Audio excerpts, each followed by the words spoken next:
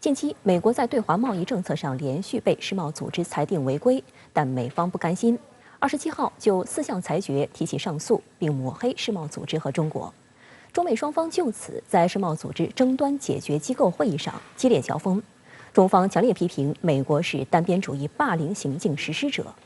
此外，美国财长耶伦透露，他希望很快访华。今年之后，中美经贸领域博弈呈现出哪些新特征？来看报道。美国副代表帕根27号宣布，美国针对世贸组织4项裁决提出上诉。这些裁决包括指美国要求所有进口的香港产品必须标示为中国制造，以及向来自他国的钢铝加征关税有违国际贸易条款。帕根宣称，70多年来，美国一直坚持明确立场，即国家安全问题不能交由世贸争端机制审查，美国不会把涉及国家安全的决策权交给世贸组织。值得注意的是，帕根还抹黑中国和世贸组织，称中方合理合法通过世贸组织争端解决机制解决贸易纠纷是对美国的报复，又称世贸组织做出有利中国的裁决是充当中国挡箭牌。2018年3月，时任美国总统特朗普下令对从中国、挪威、瑞士和土耳其进口的钢铁和铝产品征收惩罚性关税。拜登政府延续了这项关税措施。世贸组织专家组去年12月9号裁定，特朗普政府以国家安全为由，对钢铁和铝分别征收惩罚性关税，违反贸易规定，并驳回美方援引世贸组织安全例外条款进行抗辩。但美方再次以所谓国家安全提出上诉。外界认为，世贸组织不太可能推翻先前的决定。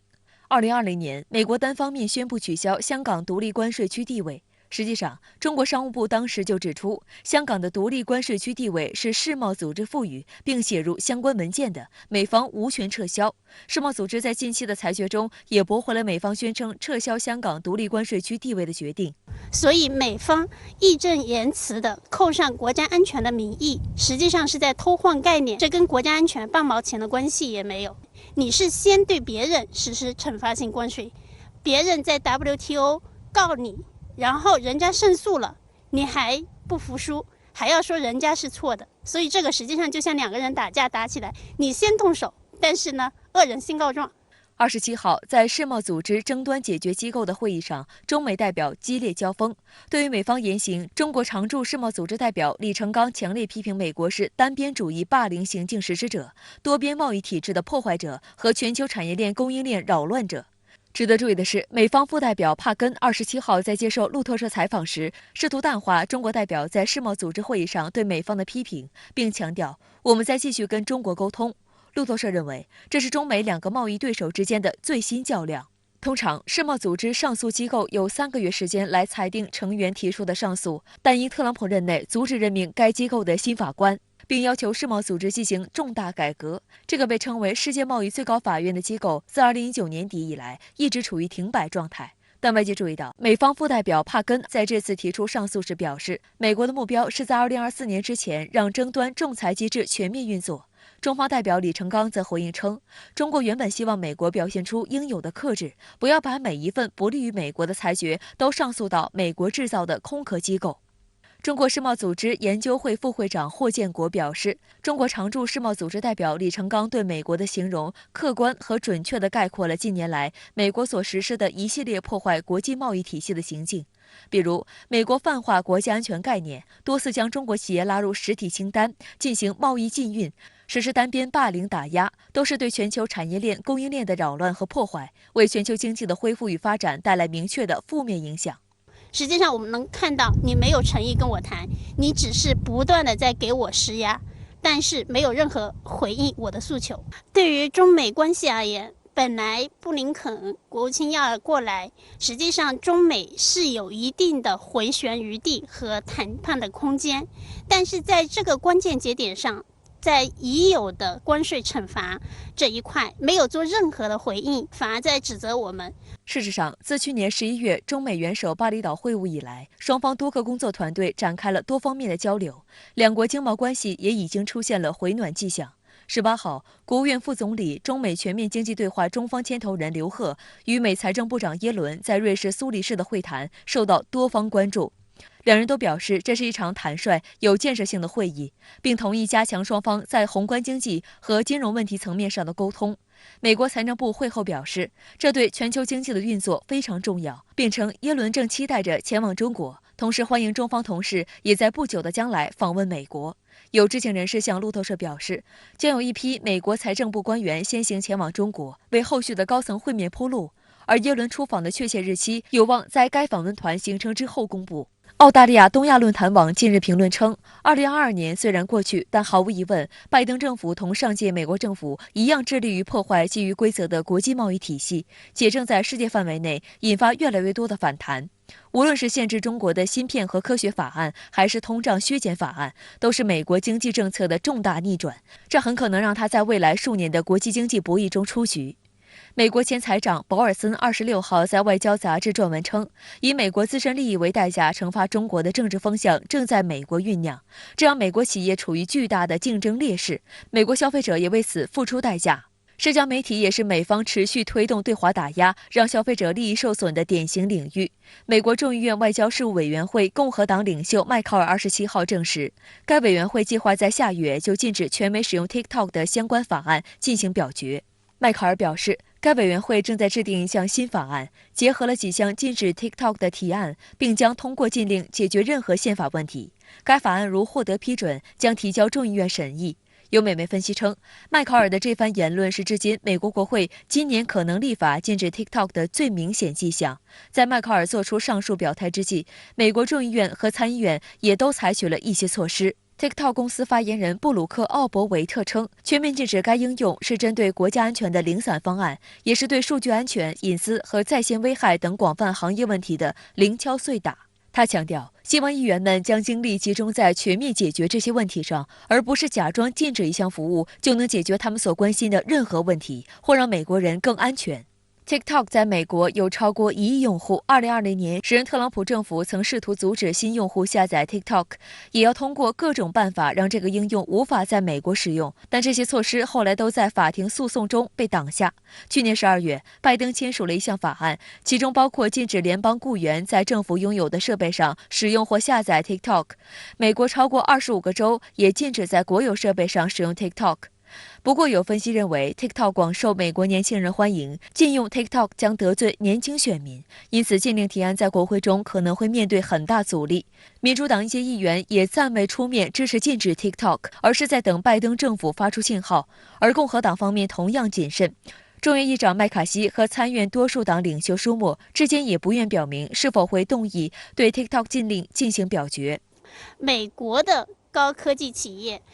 试图把 TikTok 在美的市场份额拿在自己手里，所以回到终极问题，也就是一个商业利益的问题。然后第二个，从美国政府层面，他对 TikTok 的指责更多的实际上是让美国民众不再去相信中国的企业，实际上给中美营造一种更恶化的预期。这个是政治的考量，但实际上美国民众压根也没有去回应他所说的这些。毕竟我只是一个互动交流平台 ，TikTok 在美国的用户量每年的剧增也能看出来，民众并不相信政府所说的这一套。春节期间，美国海军航空母舰在南海海域活动，企图搅浑水。美海军1月27号宣布，尼米兹号航母打击群于1月26号离开新加坡，目前已再次返回南海地区。这是尼米兹号航母时隔2周再闯南海。尼米兹号频繁进出南海有何目的？美国海军第7舰队1月14号在推特宣称，尼米兹号航母打击群将在南海执行打击训练、飞行任务和反潜活动等海上任务。这次行动的小组指挥官克里斯托弗·斯威尼少将说，这次航行旨在向地区盟友兑现美国的承诺。他又拿航行自由说事。据悉，此次进入南海的美国海军尼米兹号航母打击群包括美国海军尼米兹号航母、中云号驱逐舰、维恩麦耶号驱逐舰和迪卡特号驱逐舰。根据五角大楼发布的照片，尼米兹号航母打击大队的另外2艘舰艇美国邦克山号巡洋舰和美国保罗·汉密尔顿号驱逐舰目前分别在菲律宾海和太平洋独立行动。美军航母战斗群在南海的活动2个意图，第一呢是恶意试探，第二是恶意挑衅。在访问期间，正逢中国农历春节，如果美国航空母舰就在南海的重要部位保持存在，而且进行常态化的演练，它可以对中国军队的动向，特别是春节战备进行某种程度的监视。第二呢是恶意的挑衅。美国航空母舰这次是一个实战编组，如果这支编队按照目前美国所发布的要进行对海训练、对空训练、包括反潜训练以及综合训练的各项训练课题，在南海所形成的实战能力异常强大，也说明呢，美国在南海炫耀武力，实际上是对周边国家，包括对中国的一种恶意挑衅。航迹显示，尼米兹号航母打击群于1月12号穿越巴士海峡进入南海，1月15号至20号期间在南海海域活动，1月21号，也就是除夕当天，停靠新加坡樟宜海军基地，1月26号返回南海，1月27号在南海万安滩以西海域活动。值得注意的是，27号 F-18超级大黄蜂舰载战斗机在尼米兹号甲板上起飞 ，MH-60海鹰直升机在执行演训任务后降落在航母甲板上。此外，与尼米兹号航母打击群同一时间在南海出现的，还有美国海军马金岛号2栖攻击舰和约翰 P 莫萨号船坞登陆舰。这些军舰搭载了美国海军第13海军陆战队远征队。马金岛号2栖戒备大队于11月离开加州圣迭戈海军基地，部署到印太地区。美国有线新闻网引述美国国防部官员的话称，美海军尼米兹号航母打击群在1月12号刚进入南海时，中国海军就已派出2艘军舰跟踪监视，做好了应对越境和挑衅行为的准备。目前看呢，围绕着美国航母编队，包括各型空中战机的活动，解放军在预警、拦截，包括捍卫国家主权方面，有一套非常成熟的做法和经验。所以在不违反国际法的状态下，我们的各种驱离工作、维护祖国利益的各种举动都非常的高效，也说明呢，今后无论是美国航母编队，包括空中编队，以什么方式、什么时间、什么样的规模进入到南海，中国军队都可以用适当的方式去回应，通过这种行动展示中国军队的作战能力。室内卫视注意到，这是美海军尼米兹号航母打击群2022年至2023年度部署期间首次进入南海。根据美国海军协会网站的报道，尼米兹号航母离开圣迭戈海军基地，前往西太平洋地区进行年度部署。在尼米兹号抵达任务区域后，美海军在西太平洋海域维持双航母的架势，包括里根号和尼米兹号。上一次美军在西太海域维持双航母部署还是在2020年6月。有美国媒体指出，在这次部署中，美国海军出动了年龄最老的尼米兹级航母尼米兹号和年龄最老的提康德罗加级巡洋舰邦克山号。尼米兹号服役时间为1975年，邦克山号服役时间为1987年。值得注意的是，稍早前，辽宁舰航母编队在西太平洋进行了远海训练，而山东舰航母编队今年首场演训近期则在南海展开。1月14号，人民海军微信公众号透露，山东舰航母编队在南海某海域进行了实战化对抗演练。最新的画面显示，山东舰的这次演练由多艘不同型号舰艇、数十架各型战机组成，采取背靠背形式。航母编队从海面、空中、水下展开了多兵种、跨领域、高难度立体攻防作战科目。报道还称，又有一批歼15飞行员取得夜间航母资质认证，标志着航母编队体系作战能力进一步跃升。从公布的图片可以看到，在舰载机歼15全天候起降训练过程中，山东舰甲板始终保持舰载机满员状态，除了战斗机外，还能看到直9、直18等舰载直升机。分析指出，这次山东舰编队训练有3大亮点：一是山东舰搭载的歼15战机数量多，在甲板上停得密密麻麻；二是进行了高难度夜间起降训练；三是进行了实战化对抗。通常来讲，航母形成作战能力要比一般作战舰艇花费更长时间。山东舰作为我国第一艘国产航母，入列3年来训练水平不断提升，在较短时间内已经具备相当高的作战能力。观察认为，南海相对来说海情和海况比较复杂，在南海进行锤炼，说明山东舰已经具备在高海况、高海情的状态下执行多种战斗任务的能力。美国近期不遗余力地企图搅浑南海，这次尼米兹号进出南海就选择了靠近菲律宾的路线。去年11月，副总统哈里斯访问菲律宾时，特意到巴拉望岛访问，宣称要以此显示美国对重振美菲安保同盟的决心。巴拉望岛位于南海边缘，哈里斯当时还参观了日本向菲律宾海岸警卫队提供的巡逻船。他也是有史以来访问巴拉望岛的最高级别美国官员。他宣称要推进在5个菲方对美开放的军事基地的设施建设。美国舆论认为，美军或将寻求重返苏比克湾。外界注意到，对于美方极力的军事拉拢，菲律宾方面并没有积极回应。1月19号，正在瑞士参加达沃斯论坛的菲律宾总统马克思在接受英国《金融时报》采访时表示，允许外国在非领土设有军事基地有违菲律宾宪法。这番表态也被外界解读为排除了重启苏比克湾和克拉克这2个前美军基地的可能性。在达沃斯与挪威前外交大臣布伦德对话时，马克思强调拒绝在中美间选边站。相关话题来连线特别评论员吴卫。吴先生您好。时隔10天，美国海军尼米兹号航母打击大队再次进入南海，您觉得有哪些细节值得关注呢？根据开源情报信息显示尼米兹号航母打击大队从1月12号晚间开始，至1月14号晚间，采取了战斗航速，快速穿越南海海域。满打满算，一共只用了2天半不到的时间。我个人推测美军采用了快速通过高威胁区域的安全策略，并没有在南海内逗留过久。这可能是近几年逐渐形成的新常态。以往美军航母编队过航南海大多需要3到5天时间，是辗转腾挪，又是演习又是合影的。那么这一次采取了一条笔直的航线，一脚油门夹着尾巴就过去了。有意思的是，尼米兹驶过了9段线后明显放慢了脚步，在廖内群岛以北继续航行了5天，才抵达新加坡樟宜基地。这就好比一个人憋足了劲儿，闯过了南海十字路口，然后在路口的另一端气喘吁吁地缓缓走了好一阵。对于建龄将近50岁的尼米兹号来说全力冲刺这么一段，舰上的美军轮机兵恐怕得加班了。1月21号，中国农历年除夕，尼米兹号航母打击大队停靠新加坡樟宜基地，在这里休整了4天时间。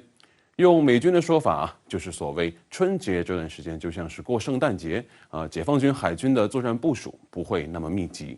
然而，关注央视军事报道的朋友应该明白，春节期间解放军海空力量的战斗巡逻、跟踪监视任务频次并没有降低，我们的海空卫士在站位上为祖国人民守岁。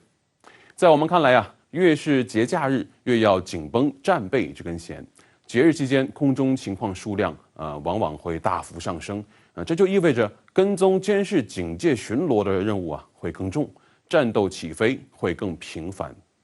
随着美军全面撤出阿富汗，美国海军的航母如今得以腾出手来，集中精力用在西太平洋的中国方向上。美国海军在亚太、欧洲与中东3个战略方向上的兵力布置处于一个7:2:1的大致关系。作战重心向谁倾斜，已经不言自明了。那么，在您看来，这些新常态折射了美军怎样的战略思维转变？美军航母的战略威慑效应是否正在边际递减呢？以往我们总说美军航母在中国周边海域耀武扬威、秀肌肉、秀全家福大航拍。那么这些年下来，其实美军的招式还是那么几样，只是我们在心态上早已出现了变化。一言以蔽之，就是区区1、2个航母编队已经震慑不了我们了。这是中美军事实力差距逐年缩小所带来的硬实力变化，以及在体系化、实战化训练对抗背景下，解放军指战员的软实力变化。反过来讲，美军的心态也出现了变化。那么此前几年只有美国的一些智库以及五角大楼的军事情报部门对中国的军力发展有过系统的研判，但是近几年，美军尤其是海空军一些经常在中国周边海空区域转悠的一线单位，对解放军的实力跃升有了更为直观的认识。这些认识是如何形成的呢？我举例说明。美舰过航我周边敏感海域时我们的海空力量采取的是所谓有舰必跟策略，但对于美军的驳壳舰还有核动力航母这些能够高速航行的目标，我们的跟舰力量往往在航速上是会吃些小亏的。但美军还是发现，他们每次来南海过台海，解放军的战舰、电子侦察船总能做到形影不离，很难甩掉。这是如何做到的呢？因为解放军有着完善的海洋监视体系，比如天上的卫星、岸基的超视距雷达、常态化巡逻的长航式无人侦察机等等。这就像织起了一张巨大的网，在美舰抵达之前，我们就能够大致推算出他们的航线，那么跟踪军事力量采取拦截航线，提前占领阵位就是了。在现代化海战中，我能看见你，往往意味着我能打中你。尤其现在的解放军拥有丰富的反航母利器，在美军自己的兵器推演里航母的生存率降至历史性的低谷。在这样的博弈下，美军的心态当然会出现变化。航母打击大队驶过南海的时候，可不就得快速通过，以免夜长梦多了吗？来是要来的，不然如何体现所谓的区域霸主地位？如何向区域内盟友展现坚定决心呢？但是来了吧，却又不敢久留，一脚油门路过，也算是完成打卡了。这种在战略威慑效果上的边际递减，不仅是对中国而言的，周边地区的国家也能嗅出时代正在改变。好的，谢谢吴先生在线与我们分享您的观点，谢谢。麦卡锡上台后，推动美国众议院变本加厉打台湾牌。新成立的中国特别委员会近日扬言要在台湾召开听证会，讨论军售问题，此举引发岛内外对新年台海局势的担忧。有台湾名嘴痛批，台湾已经变成美国政客的作秀舞台，他们来一趟，然后拍拍屁股走人，让台湾承担后果。美国国会众议院刚成立的中国特别委员会成员日前开会，委员会主席加拉格尔妄称，希望在台湾举行听证会，讨论对台军售问题。加拉格尔此前表示，委员会预计2月成立办公室，3月举行首场听证会，强化台湾安全成为委员会的工作重点。加拉格尔强调，目前有180亿美元的军售项目延宕交付，委员会未来将把协防台湾列为紧急议题。事实上，加拉格尔的这一表述也曾出现在去年12月，他与时任众议院共和党领袖麦卡锡联合发表的一篇文章中。麦卡锡在今年1月的众议长选举中涉嫌闯关，上任后的第一件事就是成立鼓吹已久的中国特别委员会。按照麦卡锡的说法，该委员会将制定全面策略，应对来自中国的不断增长的经济和战略力量。但美媒指出，中国特别委员会不具备立法管辖权，也无权对任何法案或决议采取立法行动，唯一权利是进行调查，并针对中国的经济、技术和安全发展及与美国的竞争情况提出政策建议，以及根据自己的裁量，就与其调查职能有关的议题召开公开听证会。美国议员跑到台湾来开哪门子的听证会？台湾算什么？美国又算是台湾的什么，对吧？这一点其实是应该是对国际准则，包括就是一个中国原则的一次可以说是明目张胆的挑衅。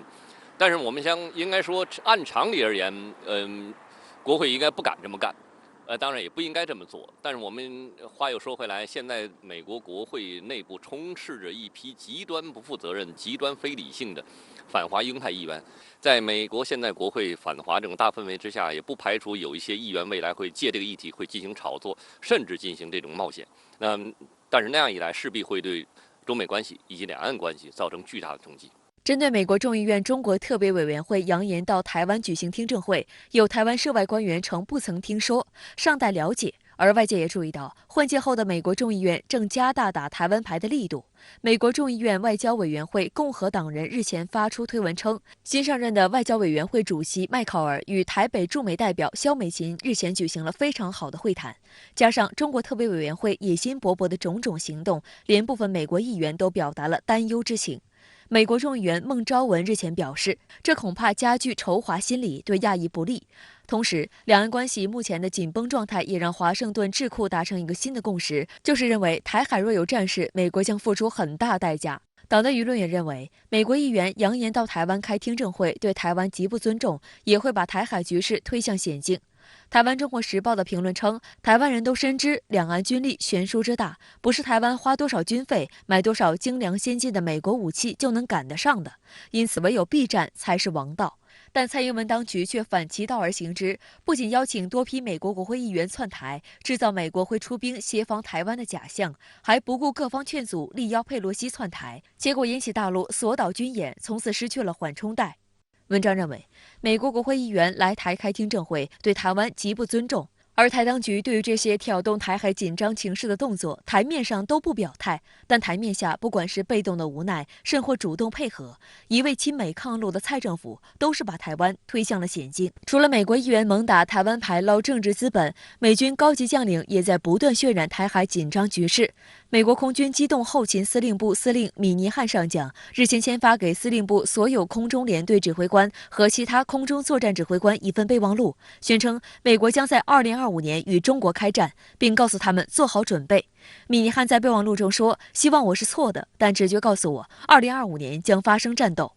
米尼汉在阐述他的理由时说，台湾将在2024年进行地区领导人选举，这将给中国大陆提供军事行动的借口，而美国在同一时间也将因为自己的总统选举而分心。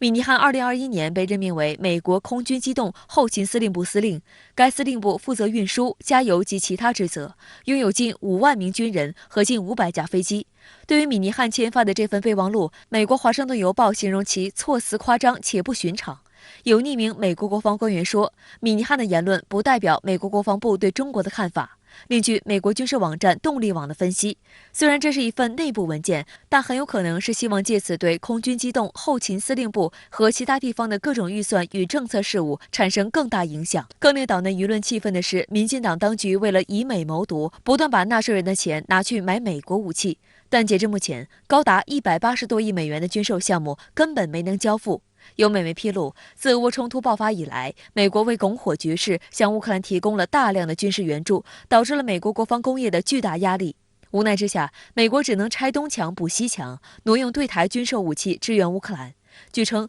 美国已经挪用原本准备售台总额高达187亿美元的武器装备军援乌克兰，其中包括台当局在2015年12月订购的208枚标枪反坦克导弹、215枚毒刺单兵便携式防空导弹以及海马斯火箭炮系统。此外，美国近期又宣布向乌克兰提供最先进的 M1A2 主战坦克。美国政治新闻网称 ，M1 系列坦克的制造商通用动力公司早已不再重新生产新型号，而是利用库存坦克，根据订单要求进行改装，每月的改装数量仅有12辆。问题是，目前该公司还有2个大客户在等着提货，其中就包括2019年订购了108辆 M1A2 的台湾，原本预计在明年交付首批坦克。这也意味着，乌克兰想要在最近几个月从通用动力公司获得 M1A2 坦克，就必然会插队，将目前为台湾生产的 M1A2 坦克转交到乌克兰手里。这对于眼巴巴盼望这批 M1A2 坦克的美国小跟班民进党当局来说，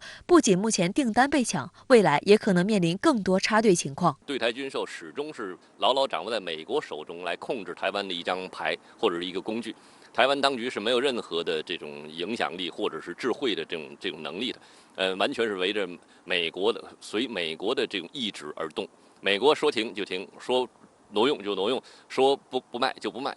台湾只能有配合的份儿，是不会有任何的这种去影响或者是哪怕一点点的决定权。从中也证明了台湾始终是美国战略棋盘中的一个棋子而已。相关话题来连线特约评论员陈冰。陈先生您好，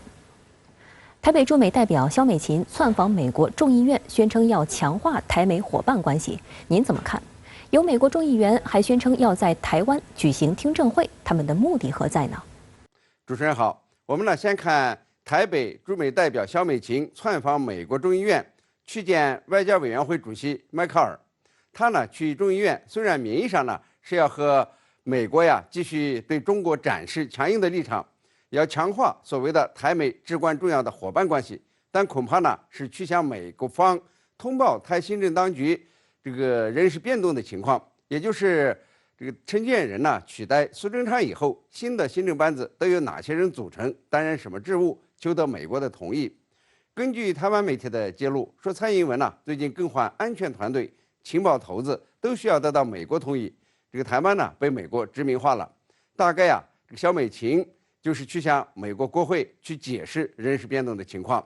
他呢没有透露会谈细节，估计呢是太丢人现眼，这个无脸言说，只好呢用什么强化这个美台伙伴关系来搪塞。这呢也进一步的暴露出肖美琴的台独本色，他呢是上了大陆第一批台独顽固分子黑名单的人。至于美台伙伴关系这一说法这个拜登总统呢都不敢说，他居然呢信口开河，这也是够可笑的。至于美国众议员惠特曼扬言的要在台湾召开听证会，这个不仅无知而且傲慢，太不把这个台湾呢当回事了。他要真这么做的话，那就是把台湾呢当成了美国所谓的辖区了。第一呢是台当局无法向选民交代，必然呢被台湾民众看作是卖台求荣之举，进而加剧民进党在台湾的溃败。而是中国大陆呢必然做出强烈的反击，不容美国呀这个践踏中国的主权。我估计呢，他也就是胡说而已，是断不敢在台湾举行所谓的听证会的。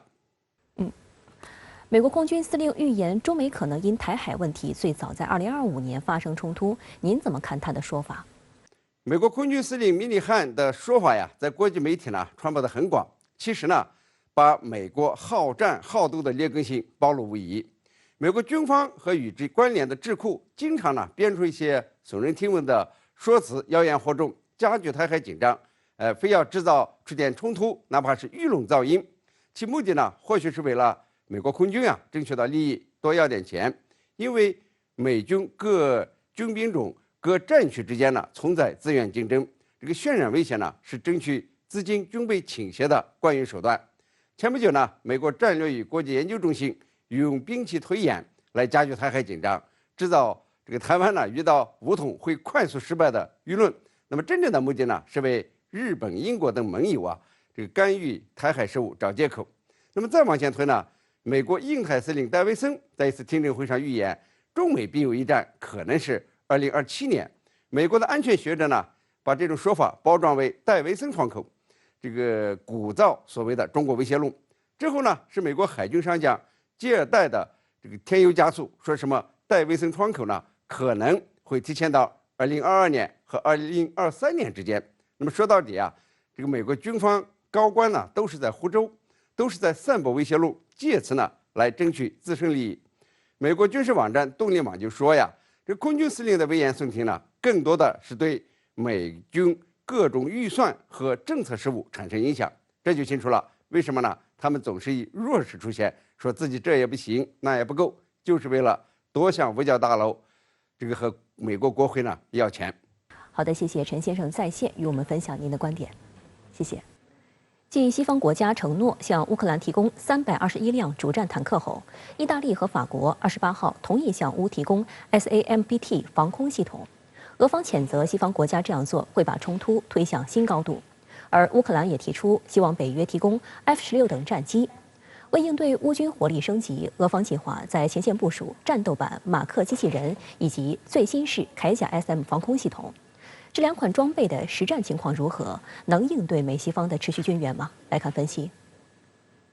意大利媒体28号报道，意大利和法国已同意共同向乌克兰提供 SAMP-T 防空系统，以及配备使用的约700枚阿斯特30防空导弹，总价值超过8.7亿美元。该防空系统由法国与意大利合资的欧洲防空导弹公司研发。据报道，该系统主要用于中程地面防空，可以拦截和摧毁包括25公里半径内的导弹以及100公里范围内的战机，能同时探测多达130个空中目标。它的防空力量还是比较薄弱的啊，对于这个俄罗斯空天军的这些远程打击，包括从海上的这种巡航导弹，它是没有什么太好的应对办法的。但是最近这2个月呢，随着它越来越多的这种北约制式的防空武器到位呢，实际上我们也可以在战场上看到，就是乌克兰拦截这些导弹的这个成功率也越来越高。那么从这一方面来说的话呢，越多的这种防空武器投入到乌东战场啊，对于乌克兰这个掩护它的后方，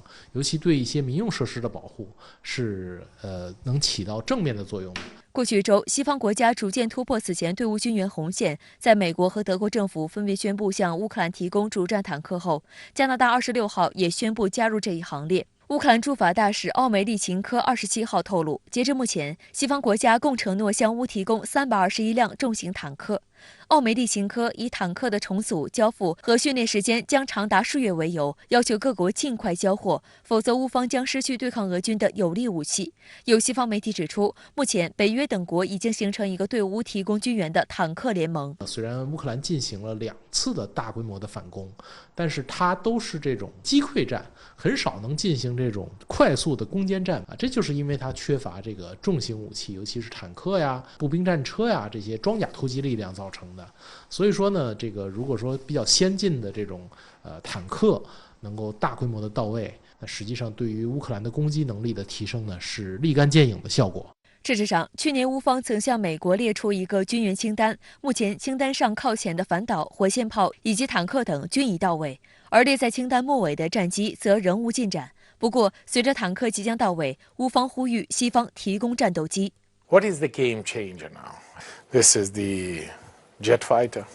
and we should immediately launch, not wasting the time.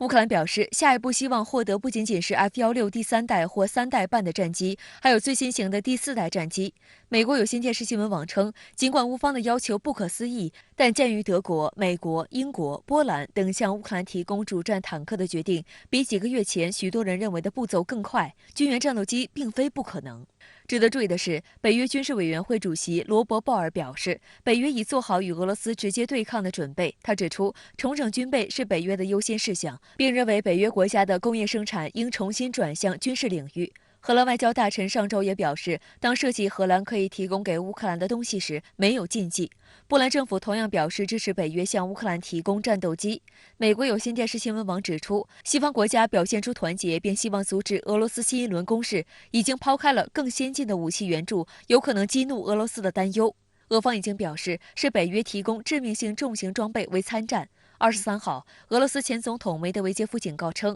美国及其盟友准备攻击俄罗斯，这几乎引发第3次世界大战。在欧洲，一些舆论也开始担忧俄乌冲突的不断升级会否引发更严重的后果。意大利副总理、外交与国际合作部部长塔尼亚25号表示，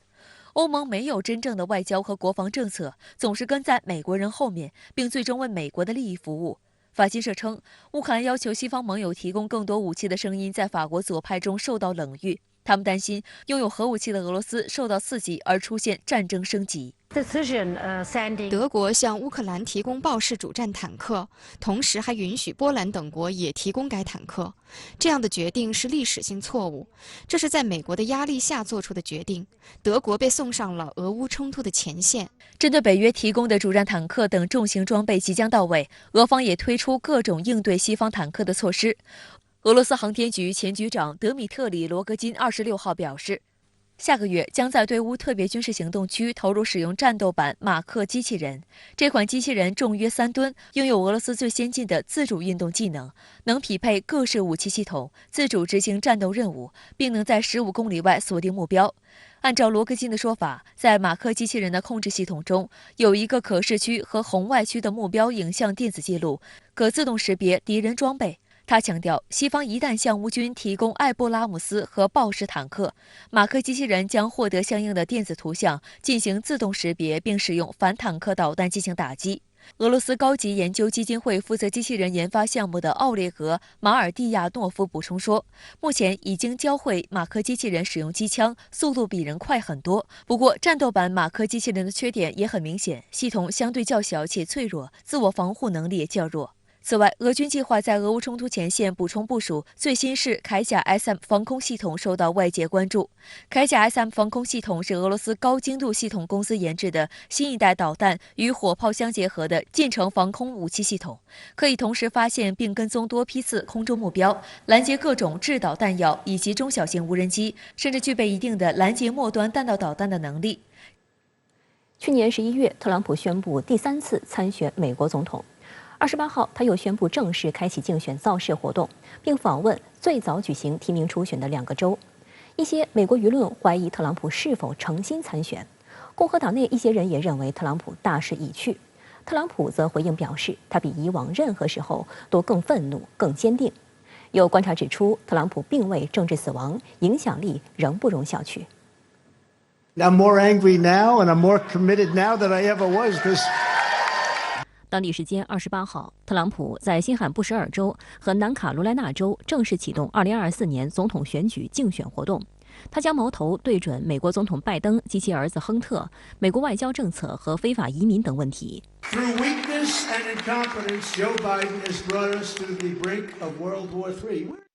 新罕布什尔州对于特朗普来说有不同的含义。2016年，特朗普就是在新罕布什尔州的预选中出人意料地击败了党内对手。这场胜利也向其他州的选民宣告，这位前真人秀明星是个不容小觑的竞争者。随后，特朗普借助这一势头获得了共和党内提名，最终入主白宫。This is about the beginning, you know. This is it. We're starting right here. 然而，今非昔比。据共和党活动人士和策略师分析，对特朗普而言，新罕布什尔州的政治形势将比6年前更加险恶。新罕布什尔大学26号公布的一项民调显示，共和党预选前，该州选民对佛罗里达州长德桑蒂斯的支持率已经超过特朗普12个百分点，分别为42%和30%。同时，只有46%的新罕布什尔选民认为特朗普应该参选，低于去年6月的57%。Is there a chance you'd vote for a Republican that is not Trump next year? There is a chance. It's a short list, though. 路透社称，在采访了新罕布什尔州的10名共和党官员和成员后，只有3人对特朗普参加2024年大选表示坚定支持，其他人则表示他们对特朗普引发的争议感到疲惫，希望用新面孔来取代特朗普。近几个月来，新罕布什尔州共和党籍州长克里斯·苏努努就加大了对特朗普的批评力度，还曾称特朗普疯狂。路透社指，若特朗普在新罕布什尔州预选中失败，将让他赢得共和党总统候选人提名的前景变得更加复杂。美联社称，特朗普团队希望借这2地的活动显示出他背后的实力。然而，虽然曾是共和党核心人物，但越来越多的共和党人怀疑特朗普究竟能否击败拜登。